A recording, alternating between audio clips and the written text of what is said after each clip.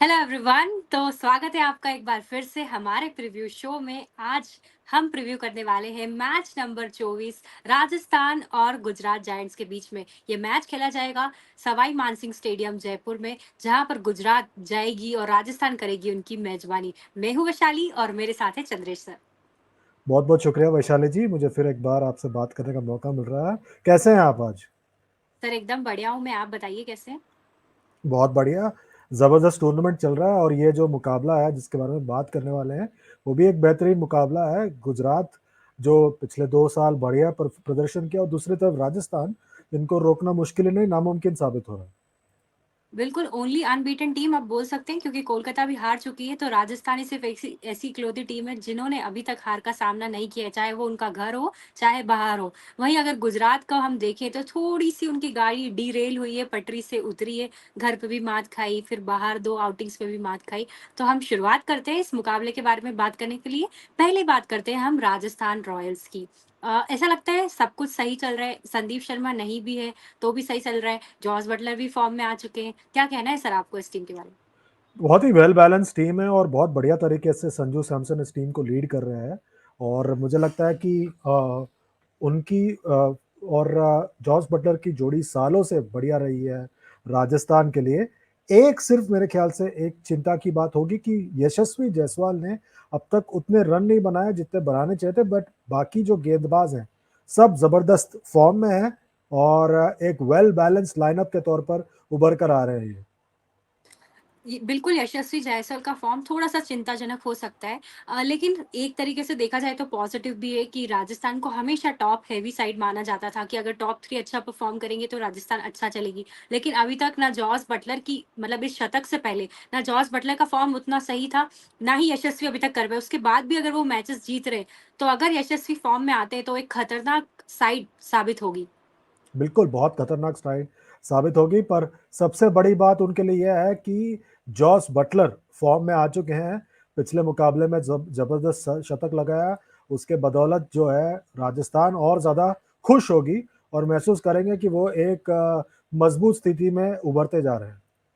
बिल्कुल। और यशस्वी का अगर हम थोड़ी-सी बात करें सर, तो बेहतरीन टेस्ट सीरीज़ बीती। ऐसा लगा कि क्रिकेट बहुत आसान है उनके लिए सब कुछ, लेकिन अभी ऐसा लगता है कि थोड़ा जल्दी ट्राई करने की कोशिश कर रहे हैं। मतलब पहले ही ओवर से चाह रहे हैं कि ओवर अटैकिव हो, बिना लाइन लेंथ पड़े, और हम देख रहे हैं कि शॉर्ट बॉल पे आउट हो रहे हैं, सामने मारना चाह रहे हैं। तो क्या थोड़ा-सा माइंडसेट में बदलाव करने की ज़रूरत है? क्योंकि उनके पास क्रिकेट का तो सब कुछ शॉट्स अवेलेबल है। आपको क्या लगता है? मुझे लगता है यशस्वी को मतलब छोटे समय में बहुत ज़्यादा अ, मतलब अच्छी सक्सेस मिली है, पर आप देखें कि साउथ अफ्रीका में वो पूरी तरह से एक्सपोज हुए दोनों टेस्ट मैच में। और उनका जो सक्सेस रहा है वो घर पे रहा है और वेस्ट इंडीज में रहा है जो सिमिलर कंडीशंस है। और अब ये फॉर्मेट बदला है तो लोग पढ़ रहे हैं उनको पूरी तरह से, एंड आई थिंक दैट उसका उन्हें बहुत बड़ा नुकसान भुगतना पड़ रहा है, पर वो उभरेंगे और उससे सीखेंगे जरूर। हाँ, हमें हमारी बस जो हम बाहर से देख पा रहे हैं, हमें ऐसा लगता है कि थोड़ा टाइम देने की ज़रूरत है, 1-2 ओवर निकालें, क्योंकि उनके पास वो काबिलियत है कि आप डॉट बॉल भी खेलते हैं, उसके बाद आप कवर कर सकते हैं। तो देखते हैं यशस्वी कैसे उभर के आएँगे। एक और थोड़ा-सा अनटेस्टेड फैक्टर जो राजस्थान में नज़र आता है, वो है उनके impact player Shubham Dubey. Without a doubt बहुत अच्छा टैलेंट है, विदर्भ के लिए खेलते हैं, बहुत अच्छे लंबे-लंबे शॉट्स मारते हैं, लेकिन अभी तक ना उन पे वो दबाव आया है और ना ही इतनी ज़रूरत पड़ी है। तो क्या राजस्थान उन्हीं के साथ कंटिन्यू करेगी या फिर हम किसी और को उस जगह पे देख सकते हैं? कोई और चीज़ बदलने की ज़रूरत ही नहीं है, क्योंकि जो चल रहा है उसे ही चलने दें, क्योंकि मेरे ख्याल से उनकी ज़्यादा ज़रूरत ही नहीं पड़ी है। वो अगर फेल होंगे तभी तो आप बदलाव की सोचेंगे। अब वो फेल भी नहीं हो रहा है तो बिना मतलब बदलाव करने की कोई ज़रूरत भी नहीं है मेरे ख्याल से। सही है। और संदीप शर्मा भी अवेलेबल नहीं है, हम नहीं जानते अवेलेबल होंगे कि नहीं, लेकिन एक खेमा राजस्थान का थोड़ा सा इस बात से खुश है कि नवदीप सैनी की वापसी हुई है। क्या आप उनको प्लेइंग 11 में देखते हैं? नहीं, संदीप शर्मा अगर वो फिट हैं तो उनका जगह बिल्कुल बिल्कुल बनता है यहाँ पर, क्योंकि वो बहुत ही ज़बरदस्त गेंदबाज हैं।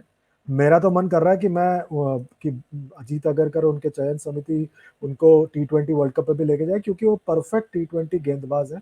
जिस तरह से उन्होंने कुछ मुकाबलों में आखिरी ओवर में प्रेशर में गेंदबाजी की है, बहुत ज़बरदस्त रहा है मेरे हिसाब से।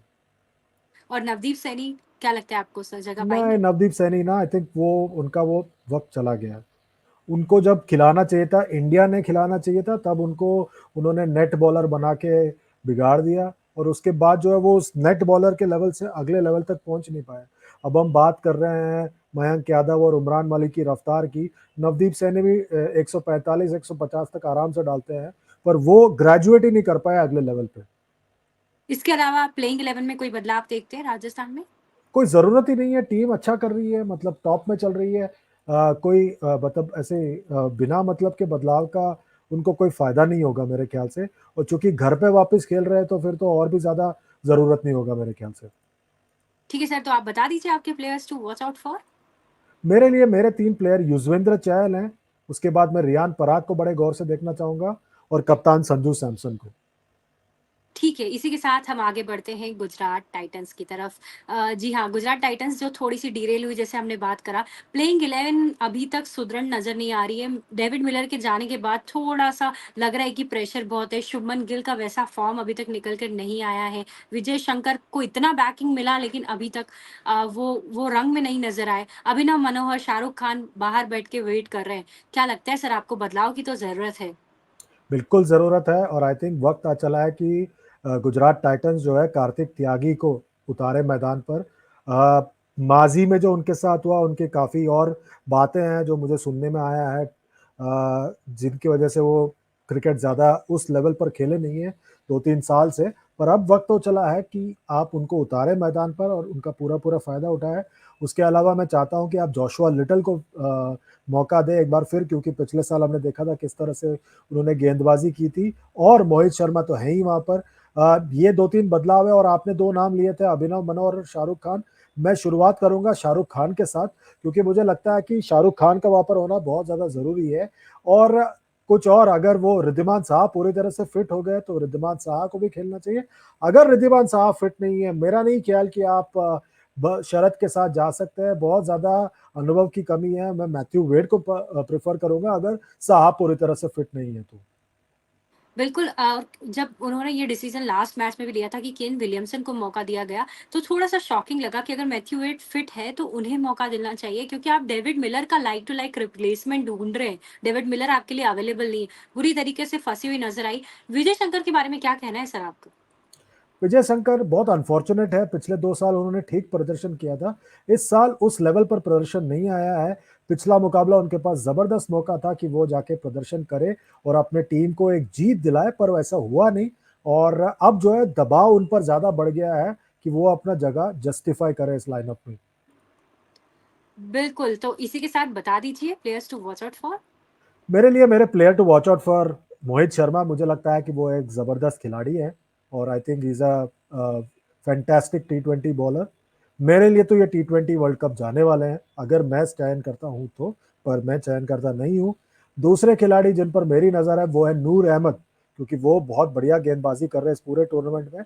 और तीसरे जो खिलाड़ी है, मुझे ऐसा लग रहा है कि कहीं न कहीं फिर एक बार जो है नज़र होगी राशिद खान पर कि किस तरह से वो वापसी करते हैं यहाँ पर गुजरात के लिए, क्योंकि वो अंडर प्रेशर नज़र आ रहे हैं और उस तरह का इम्पैक्टफुल परफॉर्मेंस नहीं रहा है उनका जितना पिछले सालों में रहा है। तो इसी के साथ आप ये भी बता दीजिए कि आप कल आज किसको बैक कर रहे हैं? कौन जीतेगा गुजरात या राजस्थान? राजस्थान, बिकॉज़ राजस्थान ना बहुत ज़्यादा सेटल्ड लाइनअप लग रहा है और मुझे लग रहा है कहीं न कहीं वो सेटल्ड होना बहुत ज़्यादा फ़ायदेमंद होगा उनके लिए, क्योंकि वो बेहतर परफ़ॉर्म कर पाएँगे मेरे ख़्याल से because of being more settled than Gujarat. कोई भी किसी से भी पूछेंगे तो ऑब्वियस चॉइस उनकी राजस्थान ही रहेगी बट मैं इस बार थोड़ा-सा रिस्क लेना चाहती हूँ और मैं गुजरात की तरफ जाना चाहती हूँ, ताकि थोड़ा-सा हमारा भी कॉम्पिटिशन इंटरेस्टिंग बना रहे और कल मुझे लगता है कि शुभमन गिल बहुत अच्छा खेलने वाले हैं, ऐसा मेरा गट फीलिंग है और गुजरात जीतने वाली है। देख लेते हैं, बहुत जल्द पता चल जाएगा। Any final thoughts sir before we conclude? मैं उम्मीद कर रहा हूँ कि कार्तिक त्यागी खेले और वो 150 की रफ्तार से गेंदबाजी करे और बल्लेबाजों को परेशान करे अपनी रफ्तार के साथ। बहुत वक्त हो गया है उनको हमने देखा नहीं है, तो मैं तो देखना चाहता हूँ उनको प्रदर्शन करते हुए, तो मेरी उम्मीद यह है कि वो खेले और प्रदर्शन करे। बिल्कुल, हम भी यही चाहेंगे कि नए सितारे उभरते हुए आएँ और इंडियन क्रिकेट को और ऊपर तक ले जाएँ। आपको क्या लगता है जो हमें देख रहे हैं, प्लीज़ बताइए आपका प्रेडिक्शन क्या है, वो भी बताइए। Thank you so much everyone for watching and see you again.